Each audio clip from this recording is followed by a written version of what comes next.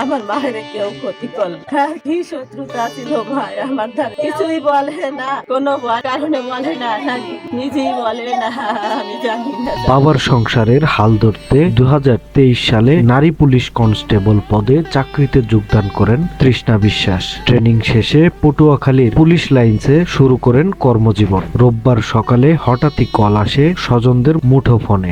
Patuakhali police লাইনে যাই, গিয়া দেখি ঝুলন্ত লাশটা কিভাবে কি হইলো আমরা বুঝতে পারি নাই, কিন্তু আমরা প্রশাসনের কাছে দাবি করি। ওপাশ থেকে বলা হয় তাদের মেয়ে তৃষ্ণা আর নেই। পরিবারকে আরো জানানো হয় পুলিশ বেড়াকে ফ্যানের সঙ্গে উড়না পেঁচিয়ে গলায় ফাঁস দিয়ে আত্মহত্যা করেছেন তাদের সন্তান তৃষ্ণা। এতে বাকরুদ্ধ হয়ে যান পরিবার ও স্বজনেরা। একমাত্র উপার্জনক্ষম মেয়েকে হারিয়ে পাগলপ্রায় অবস্থা পরিবারের সদস্যদের। এদিকে স্বজনদের আহাজারিতে আকাশ বাতাস ভারী হয়ে ওঠে। একটু ভালো থাকলাম না যাবো না, এত কষ্ট করে ট্রেনিং করছি, ছুটিটা করি, চাকরিটা করি। এই যখন অসুস্থ হইতো তখনই বলতো না চাকরি করবো না, আমি চলে যাই।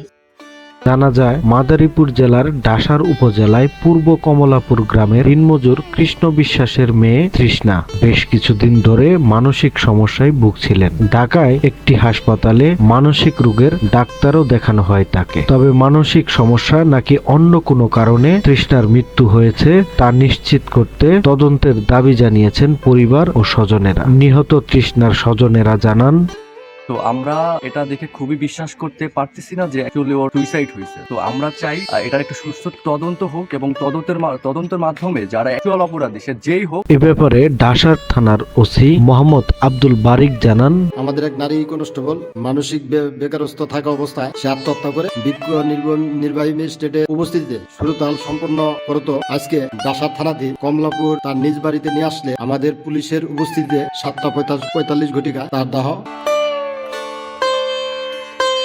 সময়ের কলম, নিউজ ডেস্ক।